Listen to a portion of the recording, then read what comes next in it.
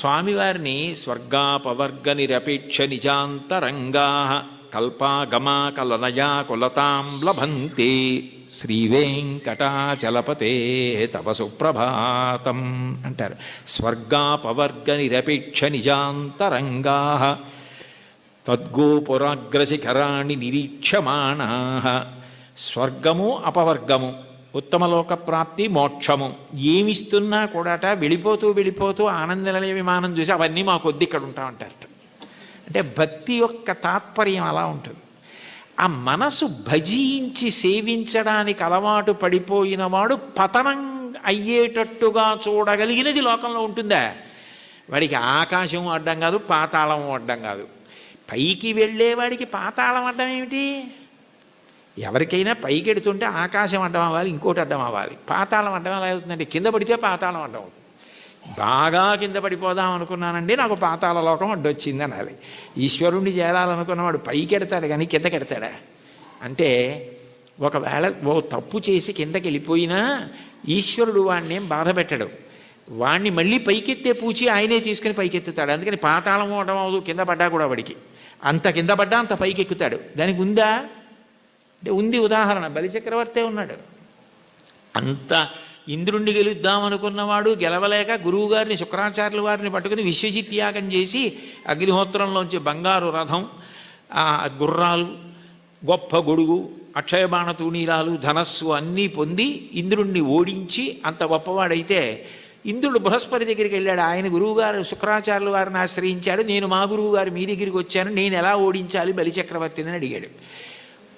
నేనా శుక్రుడా వదిలేయి, గురువుల అనుగ్రహం పొందిన వాణ్ణి పాడు చెయ్యగలిగిన వాడు ఉండడు. బలమునవానికి వృద్ధి వచ్చే గురువుగారి మాటల వల్ల వృద్ధిలోకి వచ్చాడు. వారి పాటింపకిక మీద వాడి చెడును. ఒకనాడు గురువుగారి మాట వినడవు, అప్పుడు పాడైపోతాడు. అప్పటి వరకు నువ్వు ఎదురు చూడంతే. గురువుగారి మాట వినకుండా ఎప్పుడు ఉంటాడో అప్పటి వరకు ఎదురు చూస్తూ ఉండన్నాడు. గురువుగారి మాట వినకుండా చేయగలిగిన వాడెవరు? ఆ తెలివితేటలు ఒక్క విష్ణువే. అందుకే ఆయన వామనమూర్తిగా వచ్చాడు. వచ్చి 3 అడుగులు చాలన్నాడు. 3 అడుగులు ఏమిట్రా బాబు, నేను మహారాజుని, నువ్వు ఏమైనా అడుగు, గొడుగు, ఆఖరికి నీకు నేను ఏవైనా పెద్ద పెద్దవి ఇస్తాను తప్ప ఇది ఎక్కడి ప్రారంధం, నువ్వేమో 3 అడుగుల నేల ఇమ్మంటా ఏమిటి? 3 అడుగుల నేల అడక్కు, ఇంకేమైనా అడుగు, ఇంకేమైనా అడిగని పాపం ఎన్ని అడిగాడు. వరచేలములో, మాడలో, ఫలములో, వన్యంబులో, గోవులో, హరులో, రత్నములో, రథములో, విభృష్ణాన్నమో, కన్యలో, కరులో, కాంచనమో, నికేతనములో, భూములో, ధరణీఖండమో కాక ఏమడిగేదో ధాత్రి సురేంద్రోత్తమ, ఏం కావాలో అడుగన్నాడు. అబ్బెబ్బే ఒంటివాడ నాకు 1-2 అడుగుల మేరయిమ్ము సొమ్ము మేరయొల్ల కోర్కె తీర బ్రహ్మ కూకటి ముట్టెద దానకుతుక సాంద్ర దానవేంద్ర, నేను ఒంటివాణ్ణి, నాకు 1-2 3 అడుగులు అన్నాడు. 2 అడుగులతో భూమి ఆకాశాలు కొలిచి 1 అడుగు బలిచక్రవర్తి తల మీద పెడతాడు. 1-2 అన్నాడు, 3 అడుగులు అనలేదు. ఇమ్మన్నాడు, ఇస్తానన్నాడు. ఇస్తానంటే శుక్రాచార్యులు వారు పరిగెత్తుకొచ్చారు. ఒరే నాయన, వచ్చినవాడు విష్ణువురా, ఇవ్వకు పాడైపోతామన్నారు. విష్ణువు అయితే మాత్రం నాకు పట్టిన గొప్పతనం ఎవరికి పట్టింది? ఆదిన్ శ్రీసతి కొప్పుపై తనువుపై అంశోత్తరీయంబుపై పాదాబ్జంబులపై కపోలతటిపై పాలిండ్లపై నూత్న మర్యాదంచెందు కరంబు క్రిందగుట ఆపై నా కరంబుంటమేల్ కాదే రజ్యము గిజ్జమున్ సతతమే కాయంబు నా పాయమే.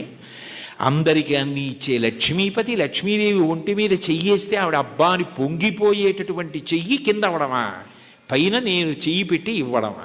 ఇది చాలు, పోతే పోని అన్నాడు. గురువుగారి మాట తిరస్కరించాడు. పోయింది రాజ్యం అంతా. 3వ అడుగు ఎక్కన పెట్టనన్నాడు. నా సునృతంబుగా నినుడువదు నా జిహ్వ బొంకజాల నాకు బొంకు లేదు, నీ తృతీయ పదము నిజము నా శిరమున నెలబు చేసి పెట్టు ఈశ్వరా అన్నాడు. నేను అబద్ధం అన్నాయా, 3వ అడుగు ఇక్కడ పెట్టేయి అన్నాడు. పాతాళానికి తొక్కేశాడు. అంటే పడిపోయాడా? ఏదైనా పోగొట్టుకున్నాడు కానీ మాట తప్పకుండా భక్తితో అలాగే నిలబడ్డాడు. ఆ భక్తికి ఆయన ఏం చేశాడు? తాత్కాలికంగా నువ్వు అలా ఉంటావు, కానీ సావర్ణి మనువు వేళకు దేవేంద్రుండకు నితడు దేవతలకు దుర్భాసితమకు నాచోటికి రావింతును అందు మీద రక్షింతు దయన్. నేను సావర్ణి మనువు వేళకి ఇతన్ని నేను దేవేంద్రుణ్ణి చేస్తాను, అప్పుడు ఎవరు ఇతన్ని ఏం చేయరు. ఇతను పాతాళంలో ఉన్నా నా సుదర్శన చక్రం కాపాడుతుంది, రోగాలుండవు, ఇతన్ని ఎవ్వరూ ధిక్కరించడానికి వీల్లేదు. ఇతను దేవేంద్ర పదవి అయిపోయిన తర్వాత చూడ్డానికి కూడా వీలు కాని వైకుంఠానికి తన్ని పిలిపించి నా యందు ఐక్యం చేసుకుంటానని వరం ఇచ్చాడు. పాతాళానికి పోతే మాత్రం ఏమైనా అడ్డమైందా? మళ్ళీ ఎగిరి ఎంత దూరం వెళ్ళాడు, ఏ స్థాయికి వెళ్ళాడు? భగవంతుని యందు భక్తి నిలబడినది నిజమైతే నిన్ను అడ్డగలిగినది లేదు. అటువంటి వాడికి కైలాసమే కనపడినా బ్రహ్మలోకమే కనపడినా త్రోవలో వెళ్ళిపోతున్నప్పుడు ఒక వ్యక్తి దాహం తీర్చుకోవడానికి ఆగి ఒక్కసారి చలివేంద్రంలో నీళ్లు తాగి వెళ్ళిపోయినట్టు ఆగి చూసి వెళ్ళిపోయే లోకాలే తప్ప అబ్బాయి ఇవి బాగున్నాయని వాడు ఆగిపోడు. అవే బ్రహ్మలోకం. కైలాసాదులు కూడా ఆయనకి త్రోవలోకి వచ్చినా అమరావతి వచ్చినా స్వర్గమే వచ్చినా ఆయన ఆగడం. ఎందుకంటే ఆయన దృష్టి అంతా ఎప్పుడూ భగవంతుని యందు రమిస్తూ ఉంటుంది, ఆయన ఎందే కలుస్తాడు. దానికి కావలసినది సద్గురు బోధ అంటారు. చెప్పకుండా చెప్పడం, అన్యాపదేశోపదేశము అని పైకి చెప్పకుండా చెప్పడం. నేర్చుకోవలసినది ఏమిటంటే ఎప్పుడూ భగవంతుణ్ణి స్మరించగలిగినటువంటి మనసుని నీలో నువ్వే పెంపొందించుకో. ఉద్ధరేణ ఆత్మనాత్మానం ఆత్మానవసాదయేత్ ఆత్మైవరాత్మనా బంధు ఆత్మైవ రిపురాత్మన. నిన్ను నువ్వు ఉద్ధరించుకోవాలి. నీకు ఆకలిస్తే నువ్వు అన్నం తినాలి, నీకు నిద్ర వస్తే నువ్వు నిద్రపోవాలి. నిన్ను నువ్వు ఉద్ధరించుకోవాలి. నీకు నువ్వే మిత్రుడు, నీకు నువ్వే శత్రువు. నీ మనసు లౌకిక విషయముల యందు మాత్రమే అనురక్తమైతే నిన్ను బాగు చేయగలిగిన వాడు ఎవ్వరూ ఉండడు. నీ మనసు భగవంతుని యందు రమించడం అలవాటైతే నిన్ను ఎవ్వరూ ఉద్ధరించక్కర్లేదు. అది నీ అంత నువ్వుగా ఆ భక్తికి ముహూర్తాలు ఉండవు. వచ్చే ఏకాదశి నుంచి భక్తిగా ఉంటానండి అంటే అదేమైనా శంకుస్థాపన గృహప్రవేశమా? భక్తిగా ఉండడం అన్నది మనసులో భగవంతుని యొక్క చింతన చేత వస్తుంది. ఎంతటి మహోపకారి అన్న భావన అది కలిగితే ఆయన ఆరాధన యందు లౌల్యము కలుగుతుంది. ఎప్పుడెప్పుడు ఆరాధిస్తానా, ఎప్పుడు కాళ్ళు కడుగుతానా, ఎప్పుడు అర్ఘ్యం ఇస్తానా, ఎప్పుడు ఆచమనీయం ఇస్తానా అని మనసు కొట్టుకుపోతుంది. అర్చాలౌల్యా సంతతం చంద్రమౌళే పౌనఃపుణ్యం విష్ణునాంనాంచ పాఠ ఏకం చాసౌ బోధతే దేవతానాం అంటారు మహాస్వామి వారి గురించి. అటువంటి స్థితి కలుగుతుంది. కాబట్టి అటువంటి వాడికి ప్రతిబంధకమేది, ఆపగలిగినది ఇది, అది నేర్చుకో అని చెప్పడం అన్యాపదేశం ఉపదేశం. అంత గొప్ప కీర్తన. పరమ భాగవతోత్తములై భగవంతుణ్ణి చేసిన స్తుతి పాఠాలలో కూడా ఇటువంటివి పద్యాలు శ్లోకాలు కనపడుతూ ఉంటాయి. ఈ కీర్తనకి సంబంధించినంత వరకు ఎదురుగుండా ఉన్నటువంటి వెంకటేశ్వరుణ్ణి, తిరుమలలో విరాజమానుడైన వెంకటేశ్వర స్వామి వారి ఎదుట నిలబడి, అది కేవలం ప్రతిమ అన్న భావన కాకుండా ఆయన వెంకటేశ్వరుడే, ఆయన సాక్షాత్తు శ్రీమన్నారాయణుడే అన్న భావనతో అన్నమాచార్యుల వారు మాట్లాడుతున్నటువంటి కీర్తన. అంటే యద్భావం తద్భవతి. అసలు ముందు మనం ఆరాధన చేసే మూర్తి అది విగ్రహం కాదు, అది పరమాత్మ అన్న భావన మనకుంటే పరమాత్మగానే ప్రతిస్పందిస్తాడు. వెంకటేశ్వరుణ్ణి దర్శించినటువంటి అన్నమాచార్యుల వారు ఆయన సాక్షాత్ శ్రీ మహావిష్ణువే అన్న ఉద్దేశ్యంతో ఆయనతో మాట్లాడుతున్న కీర్తన. అందుకే నేను నువ్వు నన్ను చూచి నువ్వు అన్న మాటలతో ఆయనతో మాట్లాడుతున్న సంబోధనతో ప్రారంభమైంది. అందులో అంటారు, నన్ను చూచి హరి నువ్వు నవ్వకుండేవా. నన్ను చూసి నువ్వు నవ్వకుండా ఉండలేవు, నాకు అర్థమైంది. అయితే నవ్వడం అనేటటువంటి మాటలో పరిహాసం చేయడం ఒక ఎత్తు. అంటే నువ్వు చేసేది తప్పు, నువ్వు చేసేది సరైన పని కాదు, అయోగ్యమైనది, అనౌచిత్యమైనది అన్నప్పుడు పరిహాసాస్పదంగా ఆయన నవ్వడం వేరు. వెంకటేశ్వరుడి నవ్వు శుచిస్మిత. రామాయణంలో అంటారే, తృణమంతరత కృత్వా ప్రత్యువాచ శుచిస్మిత అంటారు. ఒక కన్నతల్లి పసిబిడ్డడి యొక్క అమాయకత్వానికి ఎంత శుద్ధమైన నవ్వు నవ్వుతుందో, ఎంత పవిత్రమైన నవ్వు నవ్వుతుందో, భగవంతుని యొక్క నవ్వు అంత పవిత్రంగా ఉంటుంది మనం చేసే అమాయకపు పనులు చూసి.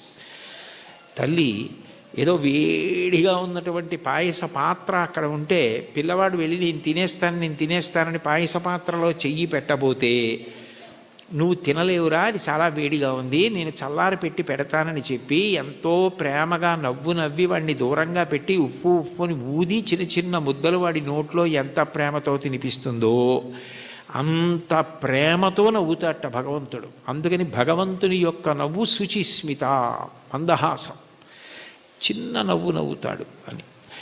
అందుకని మూకశంకర్లు మందస్మిత శతకం చేశారు. 100 శ్లోకములు ఆయన నవ్వు మీద చేశారు, అమ్మవారి నవ్వు మీద. అటువంటి భగవంతుడు దేనికి నవ్వుతున్నాడు అన్నమాచార్యుల వారిని చూసి అంటే, ఆయన నేను ఈ మార్గం పట్టుకున్నాను కాబట్టి నేను తరిస్తాను అని అనుకుంటున్న వాళ్ళని చూసి నవ్వుతాట. ఎందుకని అంటే, ఏ మార్గం మీరు పట్టుకున్నా అది ఎక్కడ వరకు తీసుకెళ్ళగలదు అంటే భగవంతుడు ఉన్న చోటుకి తీసుకెళ్ళగలదు. భగవద్ దర్శనం చేయించలేదు. మీకు అదేదో నేను గొప్ప కోసం చెప్పట్లేదు, ఉదాహరణ మీకు బాగా పట్టుకోవడానికి చెప్తున్నాను. మీకు నన్ను చూడాలి అని అనిపించింది అనుకోండి, ఆయన ఎక్కడ ఉంటారండి అని అడుగుతారు. ఏదో పలానా చోట ఉంటారండి అని చెప్పారనుకోండి, మీరు అక్కడికి రాగలరు. కానీ తలుపు తీసి మా అబ్బాయి ఇవాళ ఆయన ఎవరిని చూడాలనుకోవట్లేదండి, ఆయన ఏదో చదువుకుంటున్నారు, నేను ఎవరిని చూడనని చెప్పారు అన్నారనుకోండి, మీరు చూడగలరా నన్ను? సాధ్యం కాదు. కానీ ఎవర్రా అని నేను అడిగాను అనుకోండి, వాడు వచ్చి నాకు ఏదో చెప్పాడు అనుకోండి, సరే ఉండు 5 నిమిషాలు చూసి వస్తాను అని నేను వచ్చాను అనుకోండి, నేను మిమ్మల్ని చూడాలని వస్తే మీరు నన్ను చూడగలరు తప్ప మీరు చూడాలని వస్తే నా చేత మీరు చూడబడలేరు, మీరు నన్ను చూడలేరు. మీరు నన్ను చూడడం మీ చేతిలో లేదు, నా చేతిలో ఉంది.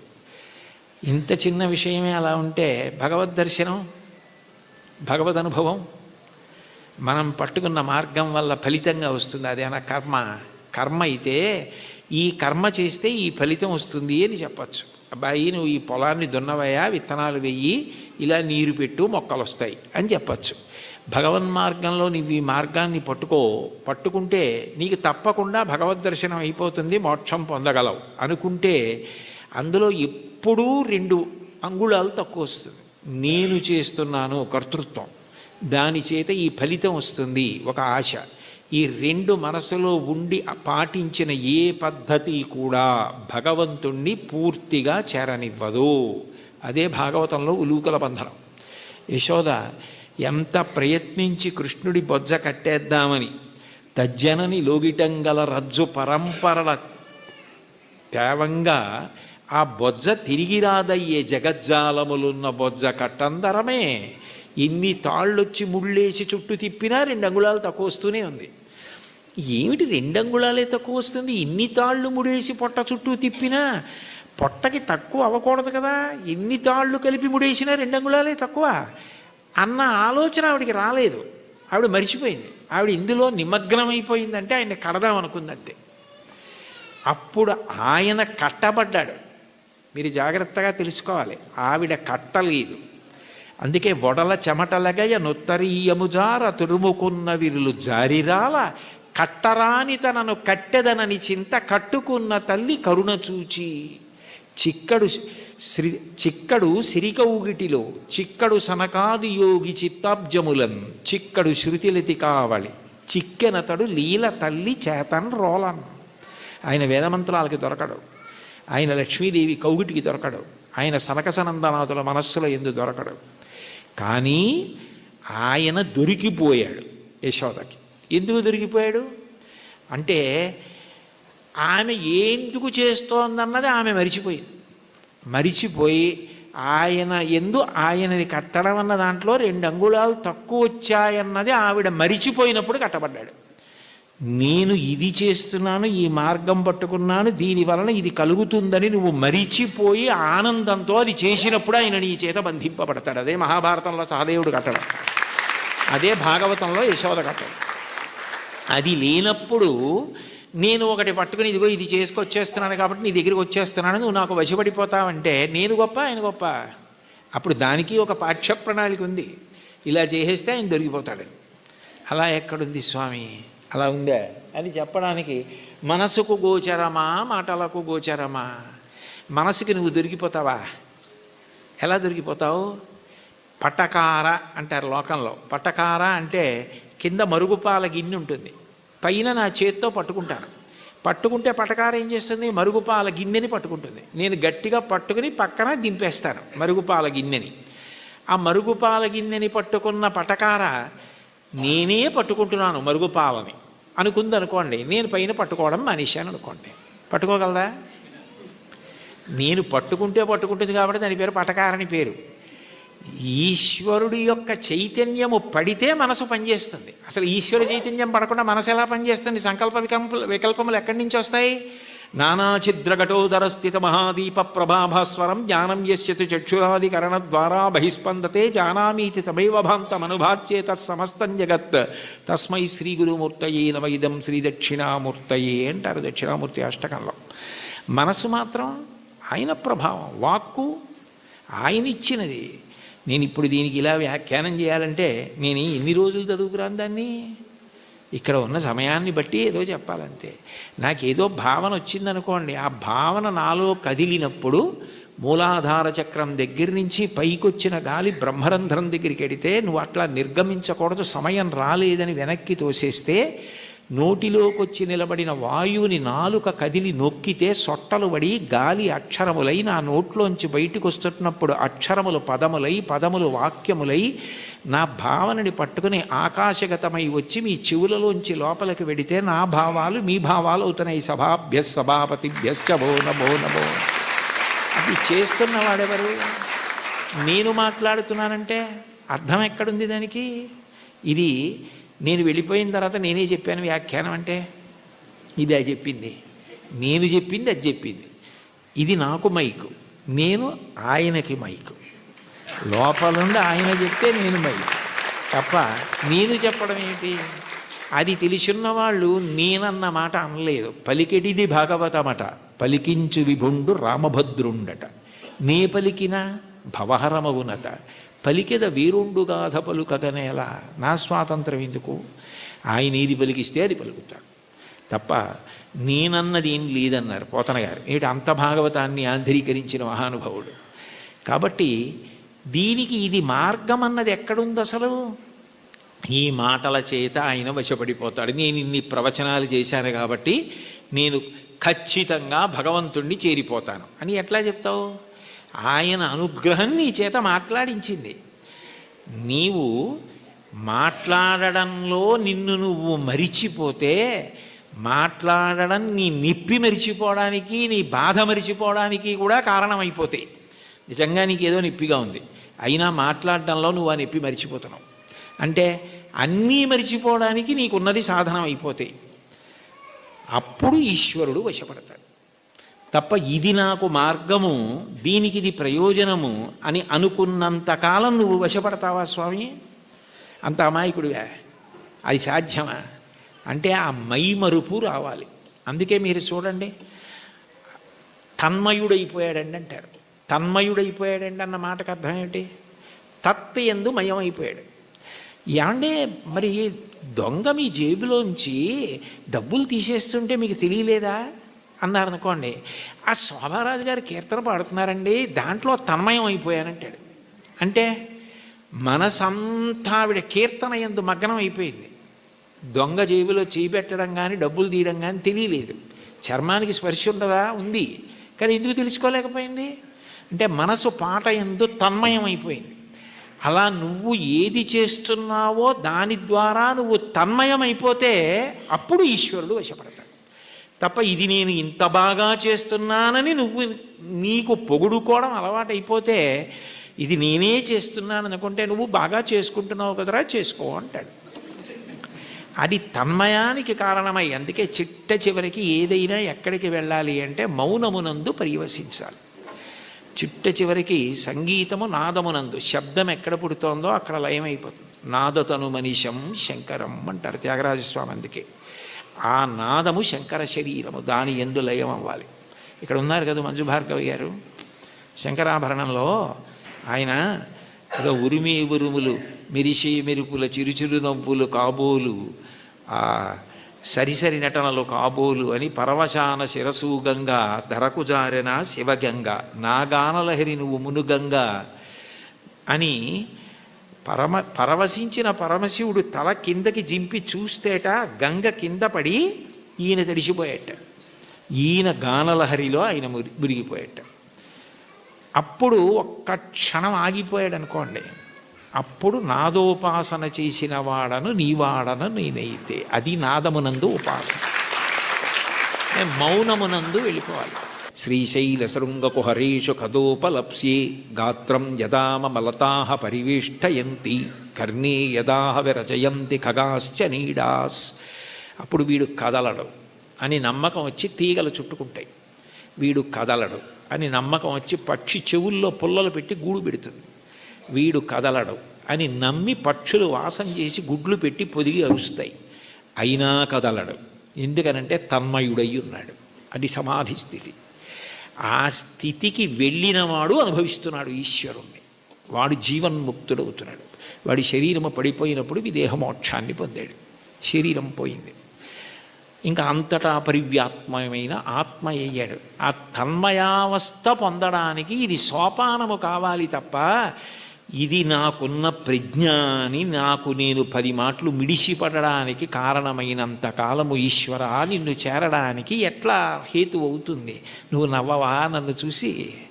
అయ్యపిచ్చాడా అని అమాయకుడైన బిడ్డను చూసి తల్లి నవ్వినట్టు నవ్వుతాడు. అయితే ఏ తల్లి నవ్విందో ఆ తల్లే పాయసం పడితే నవ్విన పరమాత్మ ఏం చేస్తాడు? తద్దోషాన్ని దిద్దుతాడు. ఇది నీ ఎందు పోవడానికి నేను దిద్దుతానంటాడు. అందుకని గురు రూపంలో ఆయనే వచ్చి దీన్ని నువ్వు ఇట్లా వాడుకో, ఇది నీకు దీనికి కారణం కావాలి అని ఆ తన్మయావస్థని కల్పిస్తాడు. అది భగవంతుణ్ణి చేరడానికి కారణమవుతుంది. అందుకని చరణాల్లో అంటున్నారు, ఇది ఈశ్వరుడు ఉన్న చోటని నేను ఎట్లా తెలుసుకోగలను? అంతటా ఉన్నాడు ఇందుగలడందులేడని సందేహములతో చక్రి సర్వోపగతుండెందెందు వెదకి చూచిన అందందే కలడు దానవగ్రణి వింటే. ఇక్కడ ఉన్నవాడిని అయితే చూడగలను, అంతటా ఉన్నాడంటే ఎలా చూస్తాను? ఆ జ్ఞానము కలగాలి. ఆ జ్ఞానం ఎవరివ్వాలి? ఆయన ఇవ్వాలి. కాబట్టి ఉన్న చోటెరుగుదునా ఓయి అంటే పలికేవా? అతిశయం మనసులో ఉండిపోతే ఓయి అని పిలిస్తే నువ్వు పలుకుతావా? సాధ్యమా? నేనేమైనా ఒక గదిలోంచి ఒక గదిలోకి వెళ్ళిపోయినట్టు నీ దగ్గరికి పరమపదానికి వచ్చి వెళ్ళిపోగలిగినంత సమర్థున్నా? నా వల్ల సాధ్యం అవుతుందా? ఇంత పారవశ్యం ఉండి ఇంత గొప్పగా విష్ణు సంకీర్తన చేయగలిగినటువంటి మహాజ్ఞాని, భక్తి వైరాగ్యము కలిగినటువంటి వారు తన మీద పెట్టుకుని నన్ను చూసి నువ్వు నవ్వవా అని పాడడంలో ఉన్న గొప్పతనం ఏమిటంటే, వీరిని చూసి నువ్వు నవ్వవా అని రాశారనుకోండి అతిశయం అవుతుంది. అందుకని నిజానికి ఆ హేయ గుణములు లేకపోయినా తన యందు ఆరోపించుకోవడం పరమ భక్తికి తార్కాణం. అది భక్తి యొక్క చరమస్థితి. భక్తిలో ఏమవుతుందంటే ఆ అపార వినయం వస్తుంది. నేనెంతటి వాణ్ణి, నా యందు ఏది ఉన్నది ఈశ్వర విభూతి తప్ప. యద్యద్విభూతి మత్సత్వం శ్రీమదుర్జితమేవ వా తత్తదేవావగచ్చస్త్వం మమ తేజోంశ సంభవం. నా యందు ఏ తేజస్సున్నా అది ఈశ్వరుడి అనుగ్రహం. ఆయన తేజస్సు తప్ప నాది కాదు. ఆయన ఉపసంహారం చేస్తే ఎంతసేపు? ఆయన అనుగ్రహించాడు కాబట్టి నడుస్తోంది అన్న వినయం ఎక్కడుంటుందో అక్కడ అనుగ్రహం ఉంటుంది. అందుకే మీరు చూడండి, మహాత్ములైన వారెవ్వరూ ఈ వినయం తప్పరు. అంతటి మహానుభావుడి శంకరాచార్యులు వారు పశుమాం సర్వజ్ఞ ప్రథిత కృపయా పాలయ విభో అన్నారు. నేను పశువుని, నువ్వు పశుపతివి అన్నారు. అవినయమపనయ విష్ణోహో అన్నారు షట్పదీ స్తోత్రంలో. నాకు అవినయాన్ని తీసి వినయాన్ని కటాక్షించు స్వామి అన్నారు. భాగవతోత్తముల యొక్క గొప్ప గుణం ఏమిటంటే ఎప్పుడు వారు ఇది నాది అన్న భావన పొందరు. వారికి అన్నింటికన్నా చదవడానికి భయమైంది ఏమైనా ఉంటే ఏంటంటే సన్మానపత్రం. ఎందుకంటే అది చదువుకుంటే నేను ఇంత వాణ్ణని ఏమైనా అభిప్రాయాలు ఏర్పడిపోతాయేమో అని భయపడి కనపడకుండా దాచేది ఏదైనా ఉంటే సన్మానపత్రమే తప్ప ఇది నా యందు ఉన్న విభూతి నా గొప్ప అని అనుకుంటే దూరం జరగడం అవలా. అది ఆయన నన్ను లాక్కోవడానికి కట్టుకున్న తాడు. ఆయన తాడు కట్టి నన్ను లాక్కుంటున్నాడు. అంటే రాగస్వరూప పాశాఢ్య, ఈ రాగము తీసి ఆవిడ భక్తిపాశం వేసి తన దగ్గరికి లాక్కుంటోంది. నాకే ఉంది? ఏమీ లేదు. నేనేం పెద్ద చదువుకోలేదు, మహావిద్వాంసుణ్ణి గాను, సమస్త శాస్త్రములు తెలిసిన్నవాణ్ణి గాను. అయినా వీడు ఎలా తరించాలి? అందుకని వీడికి ఏదో 4 మాటలు మాట్లాడడం అన్న లక్షణాన్ని ఇస్తే తగుదునమ్మా అని బయలుదేరుతాడు. ఏదో 1 గంటన్నర మాట్లాడతాడు. ఇది అడ్డు పెట్టి నా దగ్గరికి లాక్కుంటానని ఆయనే ఆ పాశం వేసి తన దగ్గరికి లాక్కుంటున్నాడు. ఇదంతా నాదే అంటే నేను మాట్లాడకపోతే ఈ మైక్ ఎంతో, ఆయన మాట్లాడకపోతే నేను అంతే. అది తెలుసుకుంటే చాలు. ఆ వినయాన్ని ప్రతిపాదించి ఈశ్వరుణ్ణి చేరడానికి మార్గములు కావు. ఏ మార్గము పట్టినా ఆ మార్గము ద్వారా నువ్వు కాదు కర్తృత్వంతో చేరేది. ప్రీతి పొంది ఈశ్వరుడు లాక్కోవాలి, ప్రీతి పొంది ఈశ్వరుడు కలుపుకోవాలని గుర్తుపెట్టుకో, వినయాన్ని నిలబెట్టుకో. అది తాత్పర్యం కీర్తనకి. చాలు. ఏకశబ్ద సమ్యజ్ఞాత సృష్టప్రయుక్త స్వర్గే లోకే కామదుగ్భవతి. ఒక్క మాట అంటే మనని ఉద్దేశించి తనని తాను ఉద్దేశించుకుని అంటున్నట్టుగా ఇంకింతకన్నా ఏం కావాలి? హరినామ సౌఖ్యామృతము. అన్నిటికన్నా తేలిక మార్గం ఏమిటంటే భగవంతుని యొక్క నామాన్ని పలకడం. నామము ఏం చేస్తుంది అంటే నామిని తీసుకొస్తుంది. ఇప్పుడు నేను ఇక్కడ కూర్చుని అకస్మాత్తుగా మాట్లాడుతూ శోభారాజు గారు అన్నాను అనుకోండి, ఆవిడ నా వంక తిరుగుతారు. ఎందుకని? నామము నామిని ప్రతిస్పందించేటట్టు చేస్తుంది. భగవంతుని నామము ఒకటే ఉండాలి కదా. ఇప్పుడు నాకు కోటేశ్వరరావు అని పేరు అంతే, కానీ నాకు సహస్రనామాలు ఉండవు కదా. మరి ఈశ్వరుడికి ఎందుకు అన్ని నామాలు? అంటే నామములు బాలసారి చేసి పెట్టిన పేర్లు కావు, నామములు గౌణములు. నిర్గుణుడైన భగవంతుడు ఒక్కొక్క గుణాన్ని ఆవిష్కరించినప్పుడు ఒక్కొక్క నామము కింద మారుతుంది. ఉదాహరణకి స్థాణుహు అన్నాను అనుకోండి. స్థాణుహు అంటే సాధారణంగా మనం ఏమంటాం, కదలకుండా ఎవరైనా నించున్నారనుకోండి, నువ్వేమైనా స్థాణువా కదలవే అంటావు. భగవంతుడికి స్థాణువు అని పేరు ఎందుకు వచ్చిందంటే ఇంకా ఆయన అంతటా వ్యాప్తి చెంది ఉన్నాడు, ఇక ఆయన కదలడానికి చోటేది. అందుకని స్థాణుహు. ఒక్కొక్క గుణము వలన ఒక్కొక్క నామం వస్తుంది. మీరు ఏదో ఒక్క నామాన్ని ప్రీతితో పట్టుకున్నారనుకోండి, ఆ నామం పలకడం అలవాటు అయిపోయింది అనుకోండి, కష్టం రానివ్వండి సుఖం రానివ్వండి ఏమవనివ్వండి, ఆ నామం పలకడం అలవాటైతే కలియుగంలో దానికి ఒక సౌలభ్యం ఉంది. కలియుగంలో అన్నిటికన్నా తేలిక ఏమిటంటే భగవన్నామం పలకడం. భగవన్నామం పలకడానికి ఎవరు బాగా అలవాటు పడిపోతారో వాళ్ళు ఆ నామిని దగ్గరికి తెచ్చుకోగలుగుతారు. ఆయనే వాళ్ళకి సమీపానికి వస్తాడు. వచ్చి వాళ్ళు తరించడానికి కారణం ఆయనే చూపిస్తాడు. అందుకే కలవు నామ సంకీర్తన. కలియుగంలో భగవంతుని నామం పట్టుకోవడం కన్నా తేలిక మార్గము వేరొకటి లేదు. నాకు మంత్రం రాదు, తంత్రం రాదు, యజ్ఞం రాదు, యాగం రాదు, రాని వాటి గురించి విచారించకు. ఏదో ఒక నామం పలకగలవు కదా, శివ అనగలవు, రామ అనగలవు, ఆ నామం పట్టుకో చాలు. అది ఒక్కటి పట్టుకుంటే అది రెండు ప్రయోజనములు చేరుస్తుంది.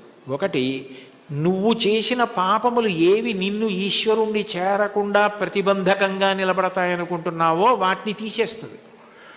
రెండు, ఎవరిని నువ్వు చేరాలనుకుంటున్నావో వాణ్ణి నువ్వు ప్రయత్నపూర్వకంగా చేరడం కాదు, వాడొచ్చి నీ దగ్గర నిలబడి వాడు నిన్ను పొందేటట్టు చేస్తుంది. ఎంత తేలికైంది! అందుకే నామస్మరణ ధన్యోపాయం నహిపశ్యామో భవతరణే.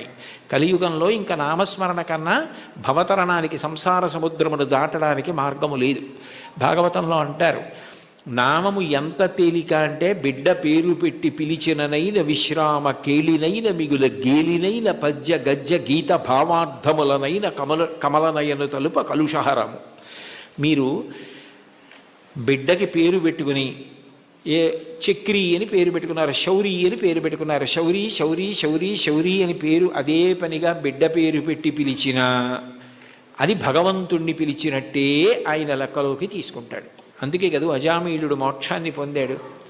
కాబట్టి బిడ్డ పేరు పెట్టి పిలిచిననైన విశ్రామ కేళినైన, ఆడుకుంటూ భగవంతుడి పేర్లు కొన్ని అవతల వాళ్ళు పెట్టుకుని యువతల వాళ్ళు పెట్టుకుని ఆడుకుంటూ పిలుచుకున్నా సరే భగవంతుడు దాన్ని తన నామం ఉచ్చరించడం కానీ స్వీకరిస్తాడు. విశ్రామ కేళినైన పద్య గద్య గీత భావార్థములనైన, ఓ పద్యం ద్వారానో గీతం ద్వారానో అర్థం ద్వారానో మీరు హరినామం, భగవన్నామం, శివనామం, ఏదో భగవన్నామాన్ని పట్టుకున్నారనుకోండి, ఆ నామము చాలు తరింపజేస్తుంది. అది మిమ్మల్ని గట్టెక్కించేస్తుంది. అందుకే అంతకన్నా గొప్పది లేదు, అంతకన్నా మీకున్న ప్రతిబంధకాల్ని తీసేసేది లేదు. ఏది ఈశ్వరుణ్ణి చేరడానికి అడ్డో దాన్ని ఆ నామం తీస్తుంది. అందుకంటారు పోతన గారు భాగవతంలో, బ్రహ్మహత్యానేక పాపాటవులకగ్ని కీలలు హరినామ కీర్తనములు, మధుపాన కిల్బిష మదనాగ సమితికి కేసరుల్ హరినామ కీర్తనములు, తపనీయ శౌర్య తమసంబునకు సూర్య కిరణముల్ హరినామ కీర్తనములు, గురుతల్ప కల్మష క్రూర సర్పములకు గేకులు హరినామ కీర్తనములు, మహిత యోగోగ్ర నిత్య సమాధి విధుల అరలు, బ్రహ్మాదిసురులకు అందరాని భూరి నిర్వాణ సామ్రాజ్య భోగ భాగ్య ఖేళనంబులు హరినామ కీర్తనములు. భగవంతుణ్ణి నామాన్ని కీర్తిస్తే బ్రహ్మహత్యాపాతకం, బంగారం దొంగిలించడం, గురువుగారి భార్య పడుకున్న శయ్య మీద పడుకున్న మహాపాతకం, అట్లాగే మధుపానం, మద్యపానం చేసినటువంటి దోషం, ఇన్ని పాపములను హరినామము కాల్చేస్తోంది. కాల్చేసిన కారణము చేత నిత్యశుద్ధుడయ్యాడు. యజ్ఞం చెయ్యాలి, యాగం చేయాలి, పూజ చేయాలి, మంత్రం చేయాలి, జపం చేయాలి, ధ్యానం చేయాలంటే దానికి ఒక ప్రత్యేకమైనటువంటి స్థితి అవసరం. భగవన్నామం పలకడానికి మేము అక్కర్లేదు. కూలిన చోట, కొట్టబడి కుందిన చోట, మహాజ్వరాదులను ప్రీలిన చోట, సర్పముఖ పీడలు పొందిన చోట, ఆర్తులై తూలిన చోట, విష్ణు భవదూరిని పేర్కొని రేని అక్కాలుని యాతనా వితతి పోనరు కానరు దుఃఖభావములు. కూలినప్పుడు, కింద పడ్డప్పుడు, పాము కనపడినప్పుడు, ఏదో తగిలి పడిపోయినప్పుడు, జ్వరం వచ్చినప్పుడు భగవన్నామం పలకడం అలవాటైనటువంటి వాడు భగవంతుణ్ణే పొందుతాడు. కలియుగంలో భగవన్నామం పలకడం కన్నా తేలికైన మార్గము వేరొకటి లేదు. నీకు హరినామ సంకీర్తనం కన్నా, ఆయన నామం పలకడం కన్నా ముక్తి పొందడానికి కానీ, ఇహమునందు సమస్త సౌఖ్యములను పొందడానికి కానీ వేరొక తేలికైన మార్గం ఉండదు. చూడండి, ఏదైనా ఇచ్చి చాలదా, ఇది సరిపోదా నీకు అంటారు. అంటే ఇంకింతకన్నా ఏం కావాలి? చాలదా? హరినామ సౌఖ్యామృతము. హరినామము అన్న సౌఖ్యామృతం అది. ఆ అమృతం, ఆ నామం పలికిన వాడు ఎవరున్నాడో ఇక వాడు సమస్తమును దాటిపోతాడు. అందుకే బ్రతికియున్నన్నాళ్ళు నీ భజన తప్పను కాని మరణకాలమునందు మరతునేమో, ఆ వేళ యమదూతల ఆగ్రహంబున వచ్చి ప్రాణముల్ పెకలించి పట్టునప్పుడు, కప వాత పైత్యముల్ కప్పగా శ్రమచేత కంపముద్భవమంది కష్టపడుచు, నారాయణాయంచుని నా జిహ్వతో నిన్ను పిలుతునో శ్రమచేత పిలువలేను, నాటికిపుడి నీ నామస్మరణ చేతు, చివునిడవయ్య భూషణ వికాస శ్రీధర్మపుర నివాస దుష్ట సంహార నరసింహ దురిత దూర అంటారు. నామం పలికితే భగవంతుడు అంత ప్రీతి పొందుతాడు. కలియుగంలో నామం చెప్పడం ఇల్లు తుడుచుకోవడం లాంటిది. దుమ్ము పడ్డా పడకపోయినా 2 పూట్ల ఇల్లు ఎలా తుడుచుకుంటారో అట్లా రోజు కాసేపు భగవన్నామం చెప్పడం అలవాటైతే వాడు తరించడానికి అది మార్గం అవుతుంది. అందుకే కంచి కామకోటి పీఠాధిపత్యం వహించిన మహాపురుషులు, అపర శివావతారులు నడిచే దేవుడని పేర్గాంచిన 68వ పీఠాధిపతులు శ్రీ శ్రీ శ్రీ చంద్రశేఖరేంద్ర సరస్వతి మహాస్వామి వారు పెద్ద పెద్ద సభలలో వేల జనం మేము డబ్బిస్తాం, పళ్ళిస్తాం, బట్టలు ఇస్తామంటే అవేమీ వద్దు, ఈ పేద సన్యాసి మీ నుంచి కోరుకున్నది మీరు ఇవ్వగలిగినది అడుగుతాడు, అందరూ ఇవ్వగలరు, ఇస్తారా అని అడిగేవారు. ఒక రోజులో 2 నిమిషాల సమయం నాకు ఇచ్చేయండి, ఆ సమయం మీది కాదు కాబట్టి ఆ 2 నిమిషాలు భగవన్నామని చెప్పండి చాలదేవారు. అంటే భగవన్నామం అంత గొప్పది. భగవన్నామం క్రమంగా జ్ఞానం వైపుకి తీసుకెడుతుంది. మీరు రోజు నామాలు చెప్పుకోవడం అలవాటైందనుకోండి, లలితా సహస్రం రోజు చదువుతుంటే కొన్నాళ్ళు పోయాక ఎందుకు అమ్మవారి నామాల్లో రాగస్వరూప పాషాఢ్య క్రోధాకార అంకుశోజ్వల మనోరూపేక్షుకోదండ పంచతన్మాత్రసాయక, ఏమిటి ఆ నామాలకు అర్థం అని తెలుసుకోవాలనిపిస్తుంది. ఆ నామాలకు అర్థం తెలిస్తే తత్వం తెలుస్తుంది. తత్వం తెలిస్తే పరవశం కలుగుతుంది. పరవశం కలిగితే మీరు మిగిలినది మర్చిపోతారు. అక్కడ ఈశ్వరుని యొక్క అనుగ్రహం. దానికి నేను ఒక ఉదాహరణ చెప్పాలి అంటే, మీకు లలితా సహస్రం అర్థం బాగా తెలిసిందనుకోండి, మీరు చదువుతున్నారు లలితా సహస్రం, నవచంపక పుష్పాభనాసాదండ విరాజిత అనో, లేకపోతే ఏదో అమ్మవారి యొక్క కబరీ బంధంలో తిరుగుకునేటటువంటి పువ్వులు ఉంటాయి కదా, ఆ పూల దండ గురించో ఏదో మీకు ఆ నామం వచ్చింది. వచ్చేటప్పటికి చంపకాశోక పున్నాక సౌగంధికల సత్కచ అని నామం వచ్చింది. మీకు అమ్మవారి నల్లటి కబరీ బంధం, దాని మధ్యలో ఉన్న చూడామణి, తలకి అటు ఇటు పెట్టుకున్న సూర్యచంద్రులు, పాపటలో పెట్టుకున్న కుంకం, ఆవిడ ఇలా పెట్టుకున్నటువంటి ఆ చూడామణితో కూరుకున్నటువంటి ఆభరణ విశేషం, అమ్మవారి కబరీ బంధంలో పెట్టబడినటువంటి సింహాచల సంపంగి పూల దండ, అశోక పుష్పాల దండ, ఇవన్నీ కనపడి ఆ కబరీ బంధం వంక మనసు నిలబడిందనుకోండి, మీకు తెలియకుండా మీరు ఏం చేస్తారంటే తర్వాత నామం చెప్పలేరు. చంపకాశోక పున్నాక సౌగంధికల సత్కచ, చంపకాశోక పున్నాక సౌగంధికల సత్కచ, చంపకాశోక పున్నాక సౌగంధికల సత్కచ అంటుంటారంటే మీ మనసంతా కూడా అమ్మవారి కబరీ బంధమునందు లయమైపోయింది. ఆ కొప్పు ముడిని చూస్తూ అప్పుడు భార్య ఎవరో అటువైపు వచ్చి, ఏమిటి ఈయన ఇవాళ లలితా సహస్రం ఇదే నామని చెప్తున్నారు, మరిచిపోయారా ఏమిటా అని, కురివిందమణిశ్రేణీ కనత్కోటి ఇరమండిత అందనుకోండి, పాడు చేసేసావేనా ధ్యానం అంటే అక్కడ మనసు లయమైంది. ఇంకా మిగిలినవి ఏవి గుర్తు రావట్లేదు. అమ్మవారి కబరీబంధ దర్శనం చేస్తున్నాడు. నామాల యొక్క అర్థం తెలిసిందనుకోండి, అదే భగవత్తత్వం. ఆ భగవత్తత్వం తెలిసిందనుకోండి పరవశం. పరవశమే మీ యొక్క ధ్యాన స్థితికి కారణం. అప్పుడు ఏమవుతుందంటే మీకు ఏది చూస్తున్నా నామవైభవము, ఆ ఈశ్వర తత్వం మీ యందు ప్రకాశిస్తూ మీకు గొప్ప ఆనందాన్ని ఇస్తాయి. చాలదా హరినామ సౌఖ్యామృతము? అది మీకు ఏమి ఇవ్వలేదు కనుక మీకు ఏదైనా ఇస్తుంది. ఇది ఒకటి హరినామమింతైన చాలదా చెదరకి జన్మముల చెరలు విడిపింప. ఇన్ని జన్మాలు ఒకటా రెండా? నానానేక పయూధముల్ వనములోనన్ పెద్ద కాలంబు సన్మానింపం దశలక్ష కోటి కరణీనాథుండనయ్యుండి మద్దానంభ పరిపుష్ట చందన లతాంత ఛాయలందుండలేక నీరాశ ఇతేల వచ్చిది భయం బిట్లో కది ఈశ్వర అంటాడు గజేంద్రుడు. 10 లక్షల కోట్ల భార్యలు నాకన్నాడు. అంటే నిజంగా అప్పుడే ఎన్ని జన్మలిత్తానో, ఎంతమంది భార్యలో, ఎంతమంది పిల్లలో, పునరపి జననం పునరపి మరణం పునరపి జననీ జఠరే చైనం ఇహ సంసారే బహుదుస్తారే కృపయాపారే పాహిమురారే. ఆ జన్మ పరంపర నుంచి విడిపించడానికి ఒక్క నామం చాలదా? చాలదా హరినామ సంకీర్తనము? మదినొకటి హరినామమింతైన చాలదా 10,000 నరక కోపముల వెడలింప. 10,000 నరక కోపముల యందు పడవలసిన పాపాలు తీసేయడానికి ఒక్క నామ సంకీర్తనం చాలు. ఎంత పెద్ద దూది పర్వతమైనా కాలిపోవడానికి ఒక్క నిప్పు రవ్వ చాలు. ఒక్క నామం చాలు, ఎంత సంచితమైన దగ్ధమైపోతోంది. కలదొకటి హరినామ కనకాద్రి చాలదారి బంగారు కొండ. తొలగుమని దారిద్ర్య దోషంబు చెరచ. లేదన్న బాధ పాపము వలన వస్తే పాపమును తొలగించడానికి ఆ నామం చాలు. తెలివొకటి హరినామ దీపమది చాలదా కలుషంపు కఠిన చీకటి పారద్రోల. కఠినమైన అజ్ఞానమనే చీకటిని పారద్రోలడానికి భగవన్నామం దీపం చాలు. అయితే చివర పెద్ద మూడేశారు. భగవన్నామమునందు అనురక్తి దేనికి కలుగుతుంది అంటే భాగవతులతో కలిసి తిరిగితే వస్తుంది. వాళ్ళు ఎప్పుడూ భగవన్నామని చెప్పుకున్నంత పరవశించిపోతాడే, ఆయనతో ఉంటే ఎప్పుడు ఆ భగవత్ కథలు భగవద్వైభవం అలా తలుచుకు మురిసిపోతూ ఉంటాడని మనకి కూడా అబ్బుతుంది. అందుకని కావలసింది ఏమిటంటే సత్సంగం, సత్పురుషుల సహవాసం. వాళ్ళని మనం గుర్తుపడతాం, కానీ వాళ్ళు మనని గుర్తుపెట్టి పేరు పెట్టి పిలిస్తే అంతకన్నా గొప్పతనం లేదు.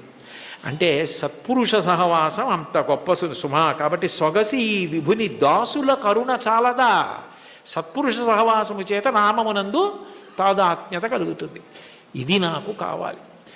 ఆ నామమును పట్టుకోండి చాలు. అంటే చాలా తేలిక మార్గాన్ని ఇందులో ఉపదేశం చేసి, అబ్బాయి చాలా చిన్నది ఇచ్చాను అనుకుంటున్నావా, ఇది చాలదా, ఇంకింతకన్నా ఏమిటో, ఇంకింతకన్నా ఏం లేదు. ఎంత బాగా మాట్లాడారో, ఎంత అనునయంగా మాట్లాడారో, చాలదా.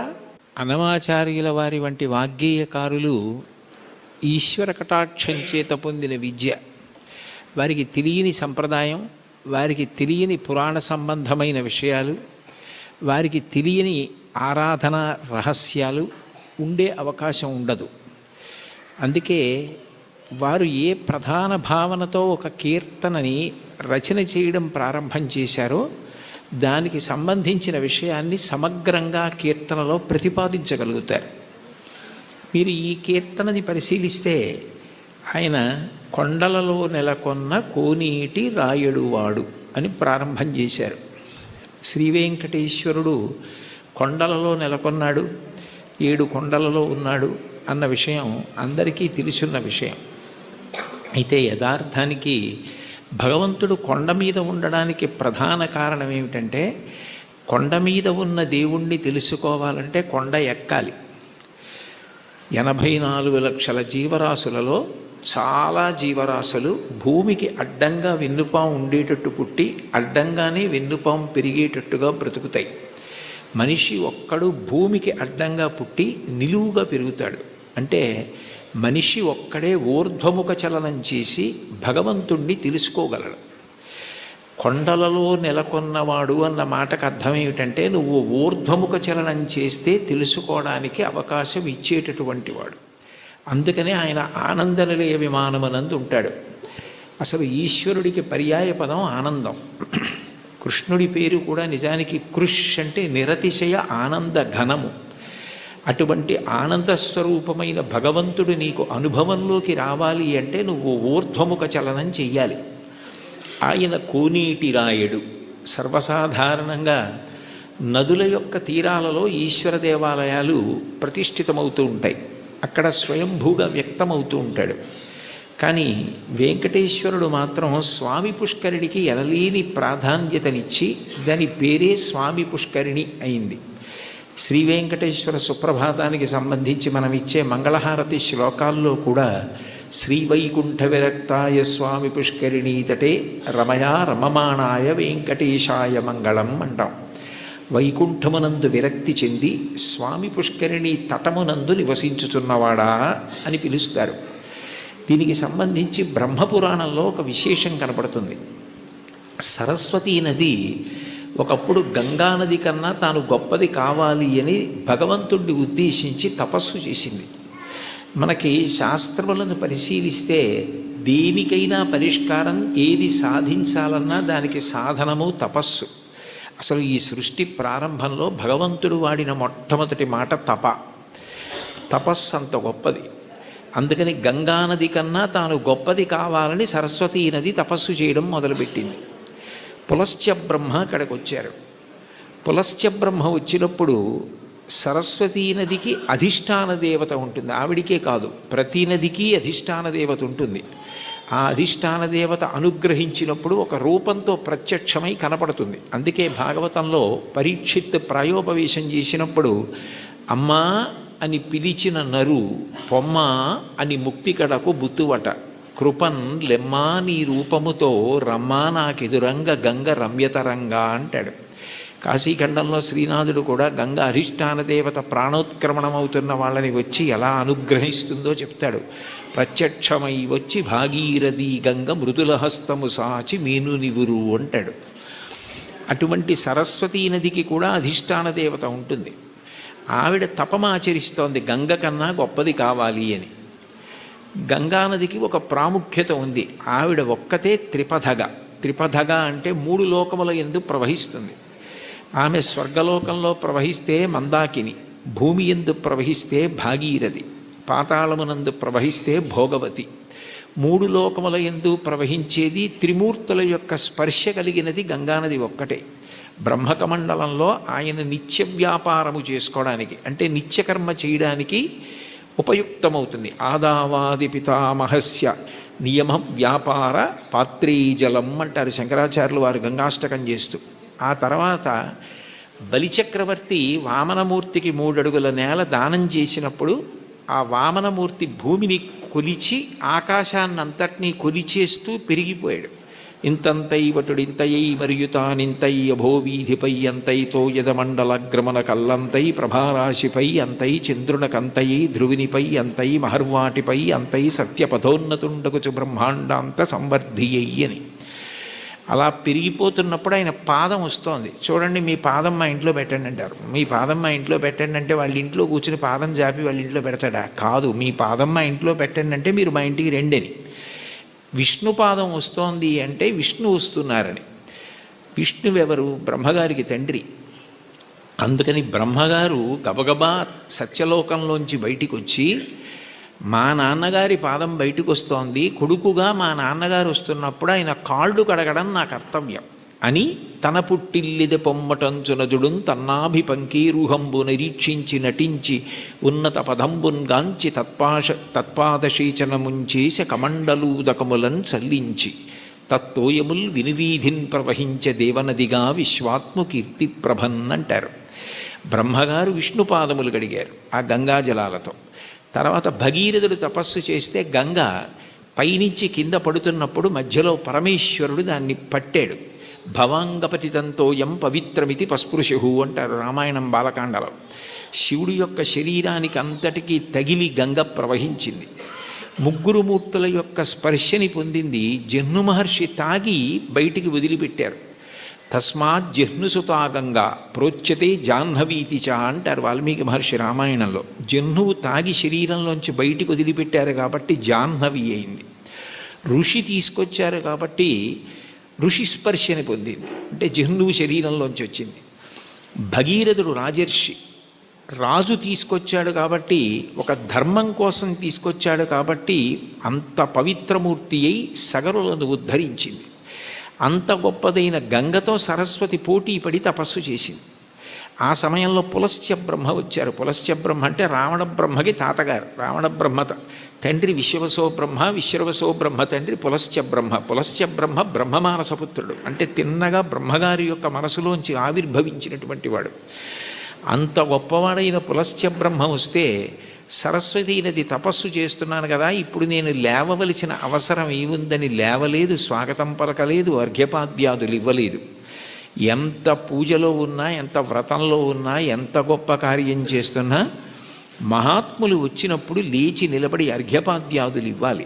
అలా ఇవ్వకపోతే పరమదోషం కలుగుతుంది. గజేంద్రమోక్షణ ఘట్టంలో కూడా ఇంద్రజుమ్న మహారాజు గారు అగస్త్యుడు వచ్చి లేచి నిలబడి నమస్కరించి అర్ఘ్యపాద్యాదులు ఇవ్వని కారణం చేతనే గజయోని ఎందు పుట్టవలసి వచ్చింది.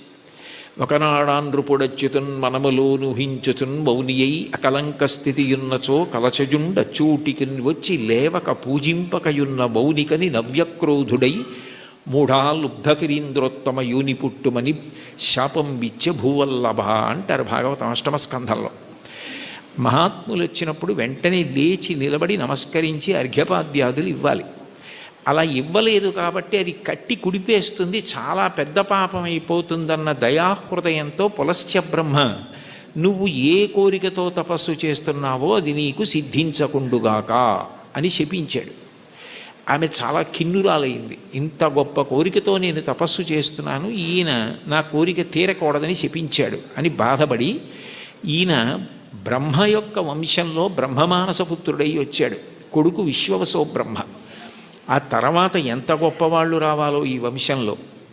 నీ వంశము రాక్షస వంశమైపోతుంది, బ్రహ్మకోవిదులు రారు, ఇక పైన రాక్షసులు పుడతారు నీ వంశంలో అని శపించింది. ఆయన చాలా బాధపడి, నువ్వు నన్ను ఇట్లా శపించావు, ఆమె త్రిపథగ గంగ, ఆమెతో సమానం ఎట్లా కాగలవు, అందుకని నీ దోషము పోయేటట్టు, దాని వలన నీకు ఇబ్బంది రాకుండా ఉండేటట్టు నువ్వు ఎటూ గంగతో సమానం కావడం సాధ్యం కాదు కాబట్టి నేను దానినే శాపవాక్కుగా వదిలే.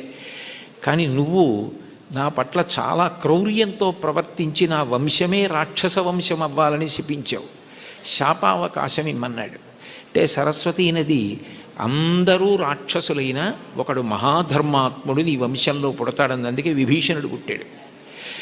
తర్వాత సరస్వతీ నది మళ్ళీ తపస్సు చేస్తే నారాయణుడు ప్రత్యక్షమై, గంగతో సమానం నువ్వు కావడం సాధ్యం కాదు, ఆమె త్రిపథగా, అందుకని అట్లాంటి వరం ఇవ్వలేను, కానీ నేను నీకొక ప్రత్యేకమైన వరం ఇస్తున్నాను. సృష్టిలో ఎక్కడా లేని ఒక గొప్ప పుష్కరిణివి నువ్వు అవుతావు. నీ యందు 300 కోట్ల తీర్థములు వచ్చి చేరుతాయి. తీర్థం అంటేనే ఋషుల యొక్క నియమాలు, తపఫలాలు అందులో నిక్షేపింపబడి ఉంటాయి. అటువంటి 300 కోట్ల తీర్థములు నీ యందు ప్రవేశిస్తాయి. కలియుగంలో నేను శ్రీవేంకటేశ్వరుడు అన్న పేరుతో అవతరించినప్పుడు నీ పుష్కరిణి సమీపంలో అవతరిస్తాను. అవతరించినప్పుడు ఎందరో వచ్చి నీ యందు స్నానం చేసి కృతార్థులవుతారు. పుష్కరిణిలలో నీకన్నా గొప్పది ఇక ఉండదు. నువ్వే గొప్పదానివి అవుతావు, నీకంత గొప్ప వరం ఇస్తున్నానని వరం ఇచ్చాడు. అందుకని సరస్వతి నది పుష్కరిణిగా వచ్చింది. స్వామి పుష్కరిణిగా వస్తే శ్రీ వెంకటేశ్వరుడు సాక్షాత్ శ్రీమన్నారాయణుడు వెంకటేశ్వరుడిగా అవతరించాడు.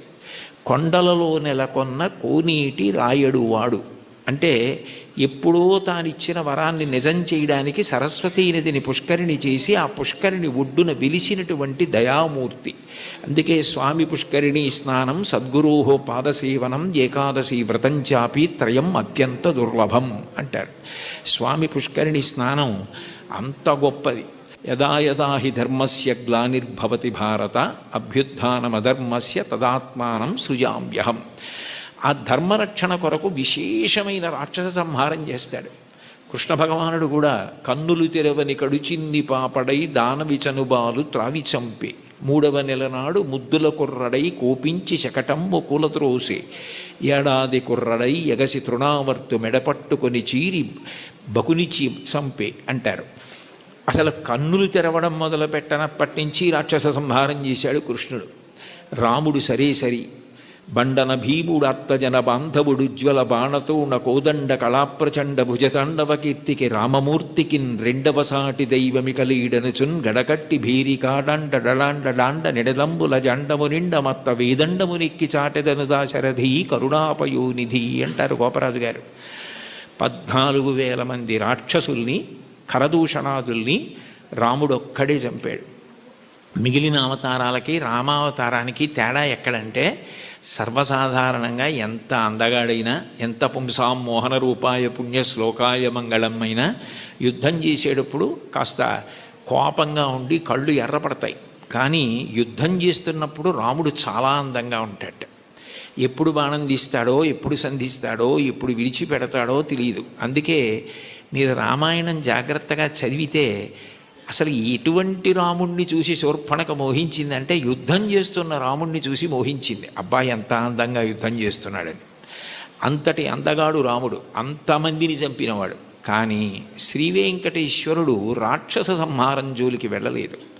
నందక ఖడ్గం ఆయన దగ్గర ఉన్న ఆయన క్షమాగుణంతో ప్రవర్తిస్తాడు. ఎన్ని తప్పులు చేసిన వారైనా ఆయన దగ్గర కైమోడ్చి నిలబెడితే క్షమించడమే ప్రధాన లక్షణంగా ఉండి పాపములకు ప్రాతినిధ్యంగా కేశఖండనం, కేశములను తీసి క్షమించి పంపిస్తాడు. అందుకే సృగ్భూషాంబరహీతీనాం సుషమావహమూర్తయే సర్వార్తిశమనాయాస్తు వెంకటేశాయ మంగళం దయామృత తరంగిణ్యాస్తరంగైరివ శీతలై అపాంగై సించతే విశ్వం వెంకటేశాయ మంగళం అంటారు. అంతటి దయామూర్తి. అటువంటి అవతారం ఇత పూర్వం రాలేదు. ఎన్ని పాపములున్నా సంహరించడం అన్నది చెయ్యడు. ఆ పాపరూపమైనట్టి ధనము కొండపైకి రప్పించి నిస్పృహుండనగుచు అంటాడు. తరిగొండ వెంగమాంబ గారు మహాతల్లి వెంకటాచల మాహాత్మ్యము అని కావ్యం చేసింది. అందులో పాపాన్ని ద్రవ్యం మీదకి ఆవాహన చేసి తెప్పించి హుండీలో వేయించి క్షమాభిక్ష పెట్టి ఆ ద్రవ్యాన్ని నిస్పృహుడై సామాజిక కార్యక్రమాలకి ఇచ్చేస్తుంటాడు. అటువంటి వెంకటేశ్వరుడు ఉన్నాడే, ఆయన ఈ అవతారంలో వరములను కుప్పించడమే ప్రధాన లక్ష్యంగా కలిగినవాడు. నాకున్న పెద్ద భయం ఏమిటంటే నాకు ఇటువంటివి చెప్పేటప్పుడు ఏ పల్లవి దగ్గరో గంట అయిపోతుంది. అందుకని నాకు చాలా భయం. ఒరే ఇంకా వెనక 3 కీర్తనలు ఉన్నాయి, ఒళ్ళు దగ్గర పెట్టుకో, తగ్గించు తగ్గించు తగ్గించు అని నాకు నేను పరాకు చెప్పుకుని మాట్లాడుతూ ఉంటాను. కాబట్టి కొండలలో నెలకొన్న కోనీటి రాయడువాడు కొండలంత వరములు గుప్పెడువాడు. అయితే ఈ మాట అన్నప్పుడు అన్నమాచార్యుల వారు ఆయన యొక్క అనుగ్రహ వైభవాన్ని 3 రకాలుగా ప్రతిపాదన చేశారు. ఆయన భక్తుల్ని అనుగ్రహించడం అన్నది ఏదో తపస్సు చేస్తే నీకేం వరం కావాలి అని అడిగి వాళ్ళకి ఆ వరం ఇవ్వడం కాదు. అసలు అవతల వారు అడగనటువంటి వరాలు అవతల వారి యొక్క భక్తిని బట్టి ఎంత వశపడిపోతాడు అన్నదానికి పరమాద్భుతమైనటువంటి ఉదాహరణలు కొన్ని చెప్పారు. అందులో మొదటి చరణంలో కురువరతి నంబి అంతే కదమ్మా, కుండలు చేసిన ఎట్టి కొండలు. ఇందులో మొట్టమొదట ఈ అక్కల్లా నాకు ఉదాహరణ చెప్తే చాలు. కుండలు చేసేటటువంటి కుమ్మరిదాసుడైన కురవరతి నంబి. కుండలు చేసేటటువంటి ఒక కుమ్మరి వృత్తిలో ఉన్నటువంటి వ్యక్తిని ఆయన ఎంత అనుగ్రహించారన్నది ఉదాహరణగా చెప్తున్నారు. తొండమాన్ చక్రవర్తి వెంకటేశ్వరుడికి ఆనందనిలయ విమాన నిర్మాణం చేసిన తర్వాత ప్రతిరోజు బంగారు తులసీ దళాలతో పూజ చేసేవాడు. అసలు వెంకటేశ్వర స్వామి ఈ లోకంలో ఆవిర్భవించినప్పుడు మొట్టమొదట చెప్పిన మాట, ఏకీన తులసి మాత్ర దళీనాపి నరోత్తమ పూజయేద్ భక్తిభావైన తంరక్షామితి మత్పణః. నాకు భక్తితో ఒక్క తులసి దళం ఇస్తే చాలు, అన్యథా నేను ఇంకేం కోరను. నేను కోరుకునేది నేను చెప్పినట్టు బ్రతకడం. ధర్మం అన్న మాటకు అర్థం ఏమిటంటే ఆయన చెప్పినట్టు బ్రతకడమే ధర్మం. దానికి ఫలితం ఏమిటంటే ఆయన సంతోషిస్తాడు. ఆయన సంతోషం కన్నా నాకు ఇంకేం అక్కర్లేదు. ఆయన సంతోషం కోసం నేను ధార్మికంగా బ్రతికితే నాకు చాలు అన్నవాడెవరో వాడు ధర్మాత్ముడు. అటువంటి ధార్మిక జీవనము ఎవరి ఎందున్నదో వారు ఆయన దగ్గరికి వచ్చారా, ఆయన కోరారా, ఇవన్నీ ఆయన చూడటం. దానికి ప్రబల ఉదాహరణ ఏమిటంటే తొండమాన్ చక్రవర్తి బంగారు తులసి దళాలు పూజ చేస్తే తీసేసి పాదాల మించి ఆ భీముడు అన్న ఆ కుమ్మరి ఆయన ప్రతిరోజు కొండలు చేయడం పెట్టగానే అసలు దాన్ని వెంకటాచల మహాత్యంలో ఎంత గొప్పగా వర్ణిస్తారు. బంకమన్నుతో దళాలు చేసి కొయ్య వెంకటేశ్వరుడి పాదాల మీద సమర్పణం చేసి మొదలెట్టేవాడు ఆయన. ఆయన వరకు ఆయనకి అది కొయ్య బొమ్మ కాదు, అది వెంకటేశ్వరుడు. అలా నమ్మి చేశాడు ఆయన. రోజు ఆ దళాలు ఉండేవి, మట్టి దళాలు. బంగారు దళాలు పక్కకు పోయేవి. తొండమాన్ చక్రవర్తి చూసి చాలా ఆశ్చర్యపోయాడు, ఇదేమిటి నేను బంగారు దళాలతో చేస్తే మట్టి దళాలు ఉంటాయి ఏమిటని. అప్పుడు వెంకటేశ్వరుడు మాట్లాడాడు, ఆయననే అడిగాడు. అడిగితే ఆయన అన్నాడు, ఇవన్నీ నాకు అక్కర్లేదు, ఈ పటాటోపం నాకెందుకు, ఆ బంగారం నేను సృష్టించింది, నేను ఇవ్వనిది నేను సృష్టించనిది ఎక్కడా ఉండదు. నాకు కావలసినది భక్తి, అది నిండుగా ఉన్నది భీముడి దగ్గర ఉంది. అందుకని నేను ఆయన మట్టితో చేసిన ఆ బంకమన్ను తులసి దళాలు తీసుకుంటూ ఉంటాను. ఆయన ఎక్కడ ఉంటాడు అంటే ఏదో కొంత దూరంలో ఉన్నాడంటే అక్కడికి వెళ్ళాడు తొండమాన్ చక్రవర్తి. ఆయన వెళ్ళేసరికి వెంకటేశ్వరుడు కూడా వచ్చాడు.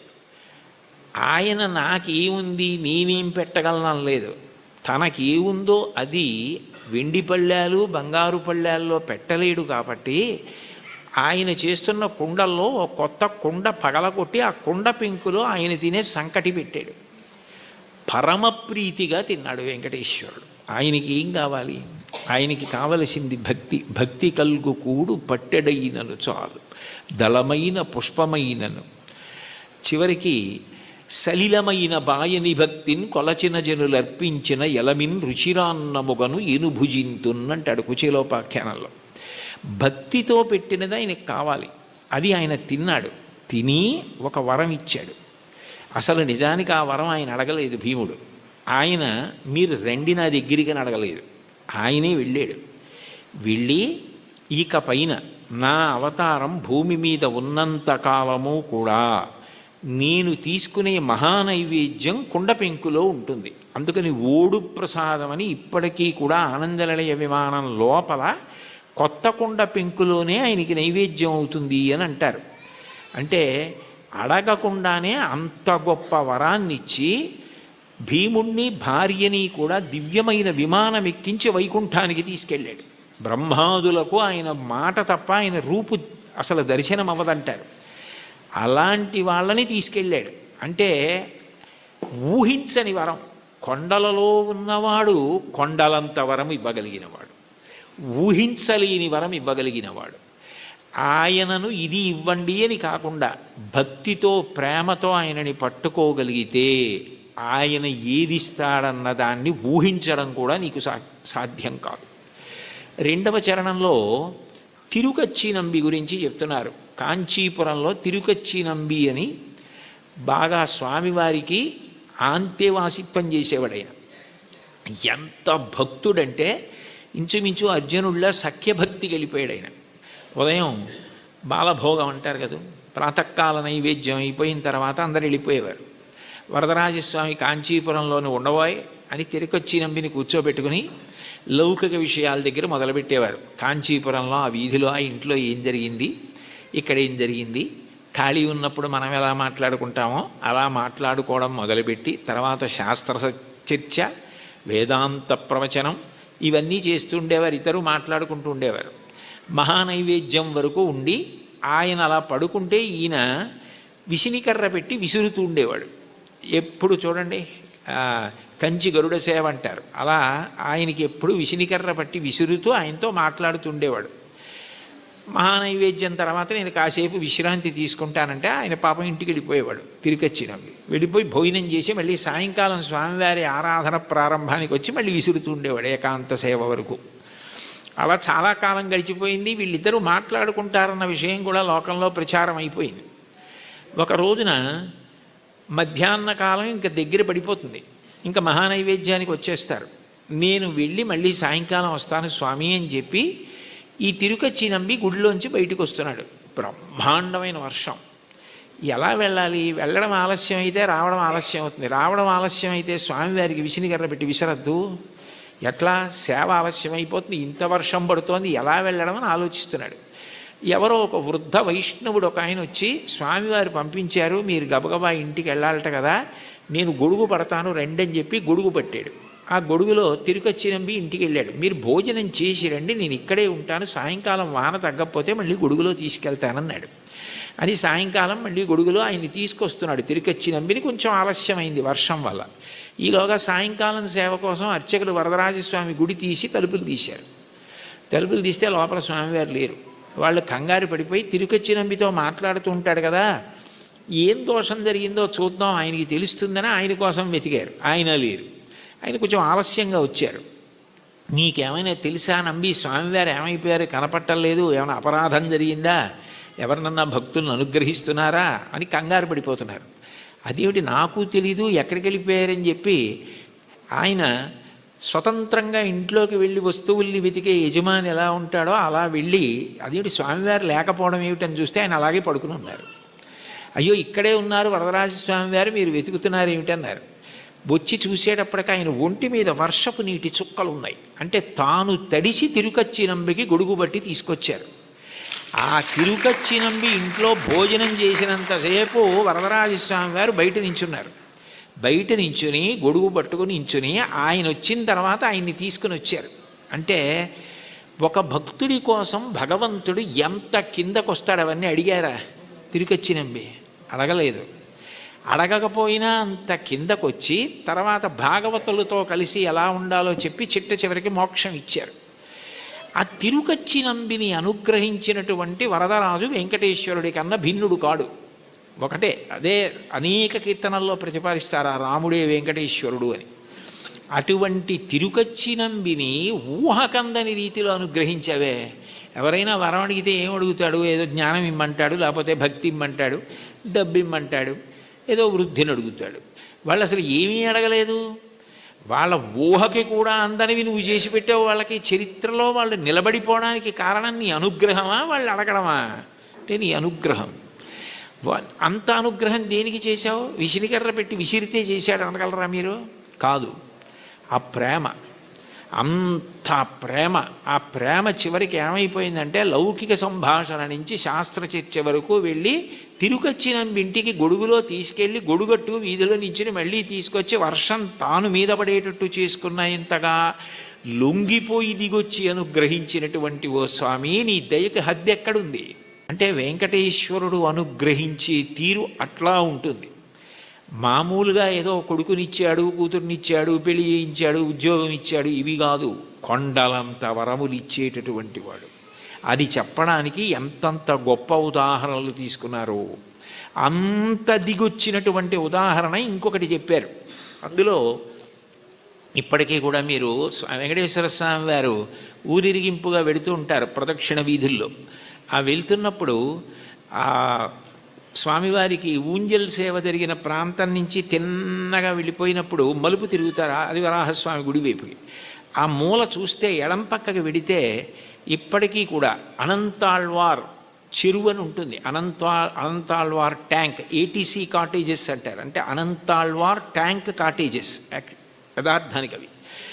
ఆయన ఒకప్పుడు వెంకటేశ్వర స్వామి వారికి పుష్పకైంకర్యం చెయ్యాలి, తగినన్ని పూలు లేవు కొండ మీదని భార్యతో వచ్చి చెరువు తవ్వుతున్నారు. నీరు ఉంటే కదా మొక్కలు పెంచడం అని.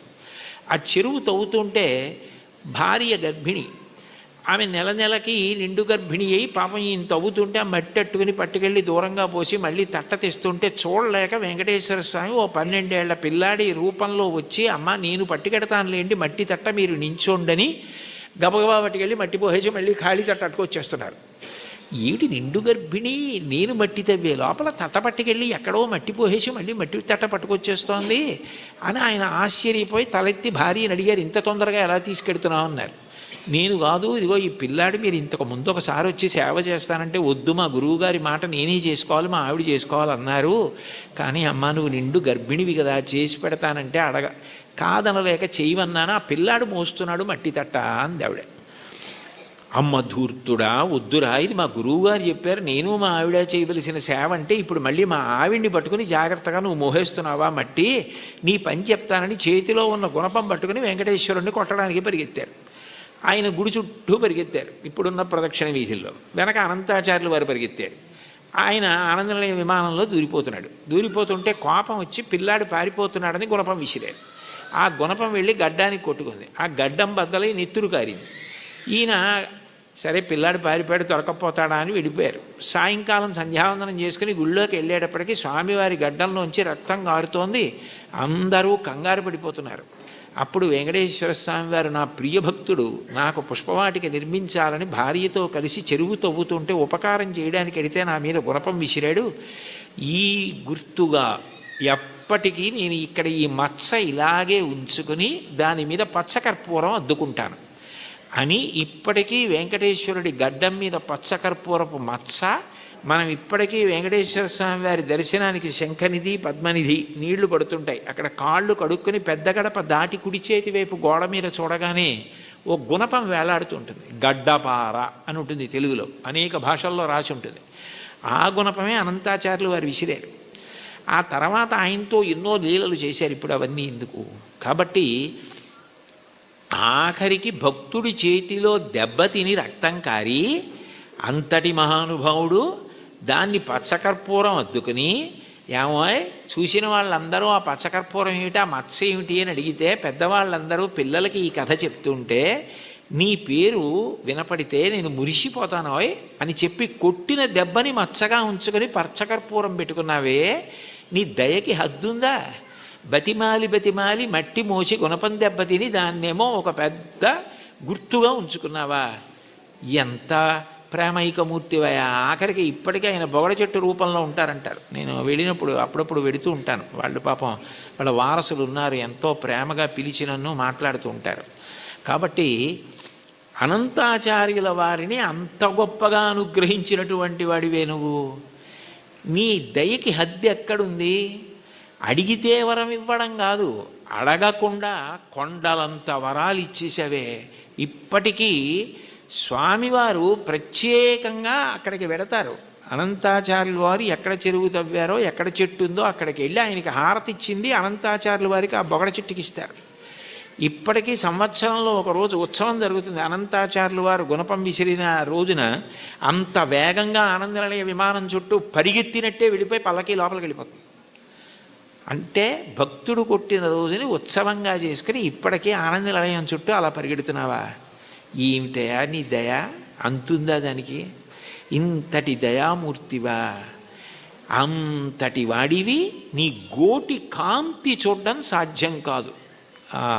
అక్రూరుడు అంటాడు భాగవతంలో, శూరులు తొల్లియే విభుని శోభిత పాద నక ప్రభావళంచేరి భవాంధకారముల చిక్కక ఉందరు అట్టి దేవునిన్ వైరముతోడనైన పిలువన్నను పంపి శుభంబు చేసి నిష్కారణమైన ప్రేమ ఇది కంసుని పోలు సకుండు కల్గుని అంటాడు. ఆయన కాలి గోటికి ఉన్న కాంతిని చూడడం సాధ్యం కాదు. తపస్సు చేసి యుగాలు చేసిన అటువంటి వాడు కలియుగంలో ఆపాదమస్తకం చూడ్డానికి వీలుగా నకృతం దైవసంఘైశ్చ నకృతం విశ్వకర్మణ స్వేచ్ఛయా క్రీడతే తత్ర ఇచ్ఛారూపం విరాజిత అంటారు వ్యాసుల వారు. తనంత తాను ఒక రూపాన్ని పట్టి అలా నిలబడ్డాడది రాతి విగ్రహం కాదు, సాక్షాత్ శ్రీమన్నారాయణుడు. ఇన్ని వరాలు ఇస్తున్నావా?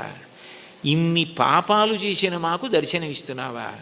ఇవ్వడం కాకుండా నీ దగ్గరికి వచ్చి ఏమడిగితే అది ఇస్తున్నావా? ఏమీ అడగకుండా నీ ఎందు ప్రేమ పెంచుకున్న వాడికి నువ్వేమిస్తావో చెప్పడం ఎవరికి సాధ్యమయ్యా? కొండలలో ఉన్నవాడివి కొండలంత వరాలు ఇస్తున్నావు. శ్రీకాంతు భజించు సేవకులకు. భజించు అన్న మాటకు అర్థం మనస్సుతో ఒక సంగమును పొంది ఉండడం. భజించడం అంటే ఆయన్ని పొగుడుతూ ఉండడం, స్మరిస్తూ ఉండడం. ఏది చేస్తున్నా కూడా భగవంతుడే స్మరణలోకి వస్తాడు. ఏది చేస్తున్నా భగవంతుడు స్మరణలోకి వస్తే 2 ప్రయోజనములు సిద్ధిస్తాయి.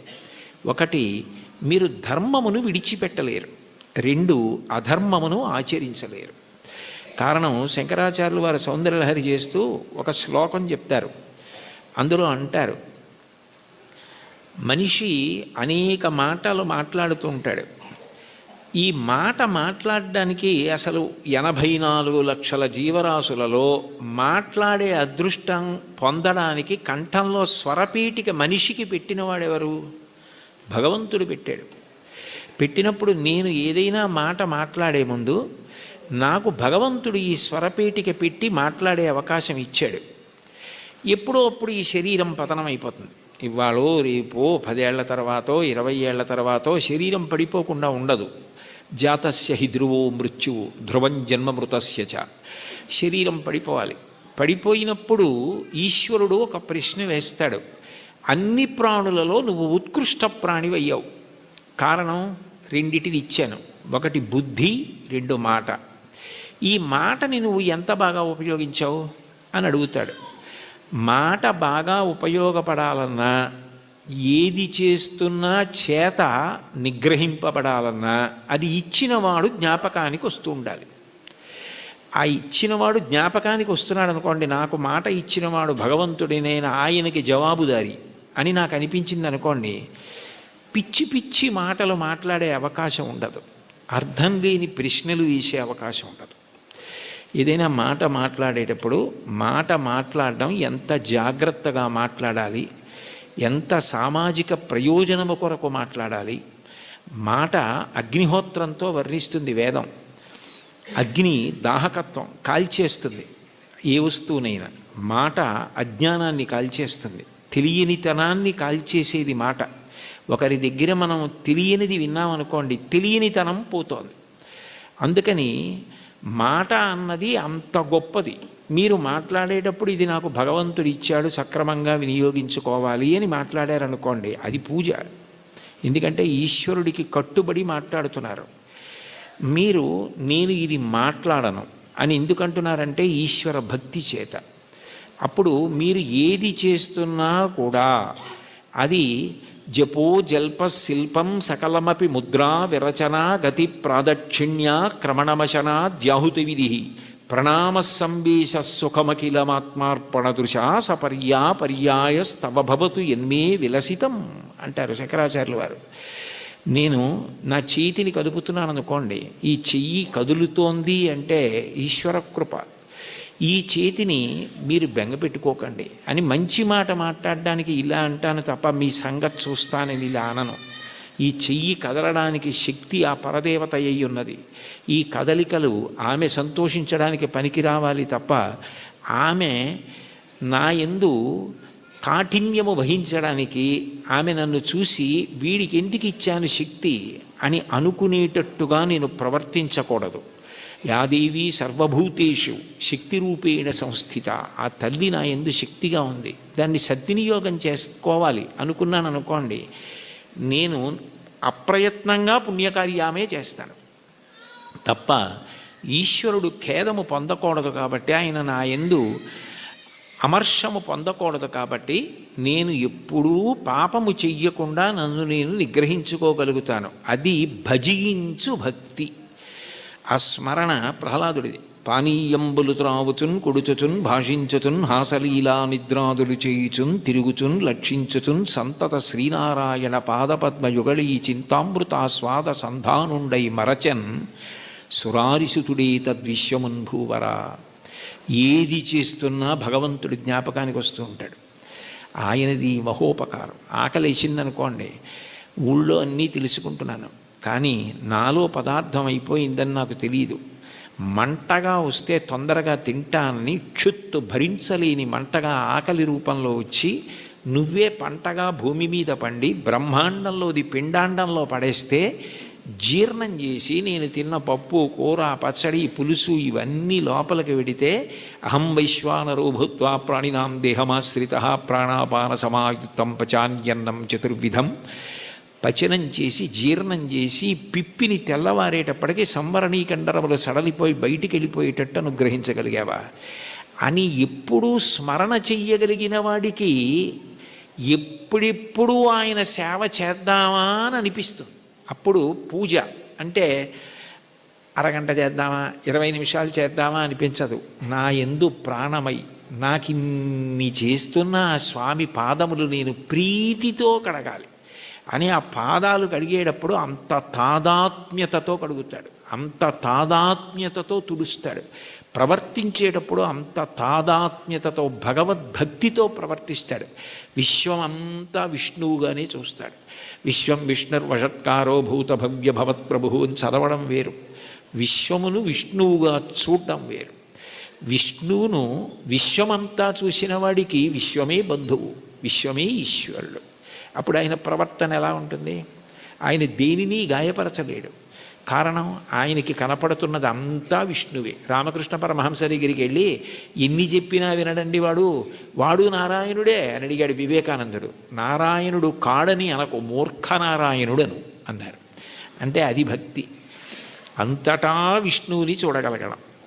అలా భజించి సేవించేటటువంటి వాళ్ళు ఎవరున్నారో వాళ్ళు తరించడానికి నిరోధించగలిగినది ఏముంటుంది అంటే అడ్డము కాగలిగినది బారుమాను అంటారు. మార్కండేయ కృతం సప్తశతి స్తోత్రంలో అర్గళా స్తోత్రం అని ఉంటుంది. అర్గళా స్తోత్రం అంటే బారుమాను నిరోధించున్నది అని. నిరోధించగలదా? ఆపగలదా? అట్లా సేవించగలిగిన వాడెవరున్నాడో, అటువంటి మనసు పొందినవాడెవరున్నాడో వాడు స్వామి యందు ఐక్యము కాకుండా ఆ భక్తియే చివరికి జ్ఞానమై మోక్షకారణం అవుతుంది, ఆయన యందు కలిసిపోతుంది. ఆ ప్రవహించిన భక్తి నది వెళ్ళి సముద్రమునందు కలిసిపోయినట్లు. భక్తికి చరమాంకం ఏమిటంటే ఈశ్వరుణ్ణి చేరిపోవడమే. దానికి ప్రతిబంధకాలు ఉంటాయి కానీ అడ్డలేవు. శంకరాచార్యులు వారు శివానంద లహరిలో ఒక అద్భుతమైన శ్లోకం చెప్తారు. అందులో అంటారు, అంకోలం నిజబీజ సంతతి రయస్కాంతోఫలం సూచికా సాధ్వీ నైజ విభుం లతాక్షితిరుహం సింధు సరిద్వల్లభం ప్రాప్నోతీహ యథా తథా పశుపతే పాదారవిందద్వయం చేతో వృత్తిరుపేత్య తిష్టతి సదా సా భక్తిరిత్యుచ్యతే అంటారు. నది సముద్రాన్ని చేరుకోవడానికి బయలుదేరుతుంది. ఎవరు దారి చూపిస్తారు? ఓ నది ఇలా వెళ్ళు సముద్రం వస్తుందని చెప్తారా? చెప్పరు. నది వెళ్ళిపోతూ ఉంటుంది. వెళ్ళిపోతున్నప్పుడు ఏ చంద్రశేఖరేంద్ర సరస్వతి మహాస్వామి వంటి మహాపురుషులో స్నానం చేస్తారు. అంతటి మహానుభావుడు ఇక్కడ స్నానం చేశాడని నది ఆగదు. ఒక ధూర్తుడు మూత్ర విసర్జన చేస్తాడు, అవమానమని బెంగపెట్టుకోదు. ఒక ముళ్ళ కంప వీపు చీరుతుంది, బొడ్డు నుంచి వంగి బాధపడదు. ఒక చోట బొగడపూల చెట్టు పువ్వులు రాలుస్తుంది, పొంగిపోదు. మానవమానములు దాటి సముద్రమును చేర